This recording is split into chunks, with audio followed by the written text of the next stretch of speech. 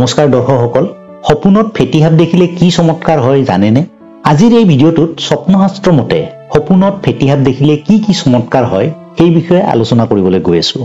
এই প্ৰকৃতিৰ ভাৰসাম্য ৰক্ষাৰ বাবে সৃষ্টিকৰ্তাই এই ধৰাত বিভিন্ন জীৱ-জন্তুৰ সৃষ্টি কৰিছে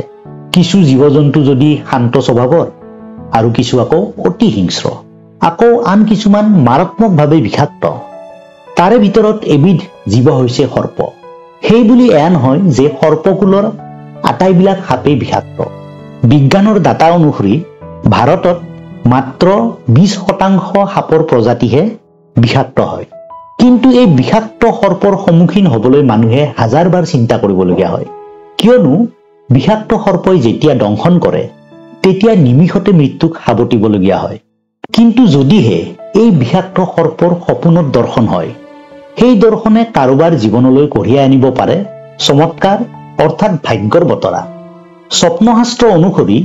সপোনত সাপ দেখিলে মানুহে বাস্তৱ জীৱনত ভাল খবৰ লাভ কৰে যদি কোনো ব্যক্তিয়ে কলা নাগে ফেট ধৰি থকা দেখিবলৈ পায়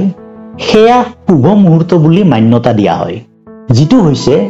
হঠাৎ ধন টকা প্ৰাপ্তিৰ সংকেত সেই ব্যক্তিয়ে যে অতি সোনকালে ধন প্ৰাপ্তি কৰিব সেয়া স্বপ্নশাস্ত্ৰত বৰ্ণিত আছে আকৌ যদি কোনোবা ব্যক্তিয়ে সপোনত কোনো বিষাক্ত সৰ্পই শুই থকা দেখিবলৈ পায় সেই সপোনৰ অৰ্থ অনুসৰি সেই লোকৰ কাম সুপ্ৰাপ্তিৰ যোগ সমুখ সময়ত যদি কোনো ব্যক্তিয়ে সপোনত কিবা কাম কৰি থাকোতে বা কিবা গাত আদি খান্দি থাকোতে কোনো বিষাক্ত সৰ্প দেখিবলৈ পায় তেতিয়া সেই লোকৰ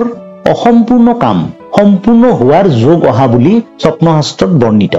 যদি কোনো ব্যক্তিয়ে সপোনত কোনো বিষাক্ত সৰ্প গাতৰ ভিতৰলৈ সোমাই যোৱা বা গাতৰ পৰা ওলাই অহা দেখিবলৈ পায় তেতিয়া সেই লোকে আগন্তুক দিনত নিজৰ কৰ্মক্ষেত্ৰ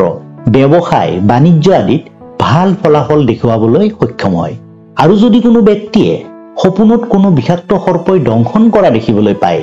তেন্তে সেয়া শুভ সংকেত বুলি অভিহিত হয় স্বপ্নশাস্ত্ৰ মতে কিন্তু আমাৰ সাধাৰণ মানুহে ইয়াৰ ওলোটাকৈ ভাবে সপোনত বিষাক্ত সৰ্পই দংশন কৰা দেখিবলৈ পালে তেওঁলোকে ভাবে যে তেওঁৰ বেয়া দিন আহি আছে কিন্তু সেয়া নহয় স্বপ্নশাস্ত্ৰ মতে কোনো বিষাক্ত সৰ্পই দংশন কৰা দেখিবলৈ পায় তেন্তে সেয়া শুভ সংকেত বুলিহে গণ্য কৰা হয় যদি কোনো ব্যক্তিয়ে সপোনত কোনো বিষাক্ত সৰ্পই নিজৰ ৰাস্তা কটা দেখিবলৈ পায় তেন্তে সেই লোকৰ শত্ৰুৰ বিনাশ হয় অতি শীঘ্ৰে আৰু যদি কোনো ব্যক্তিয়ে সপোনত নাগ পূজা কৰা দেখিবলৈ পায় তেতিয়া সেই লোকৰ অতি শীঘ্ৰে আধৰুৱা কাম সম্পূৰ্ণ হোৱাৰ সময় সমাগত বুলি বিশ্বাস আছে গতিকে বন্ধুসকল কেতিয়াবা আপোনালোকে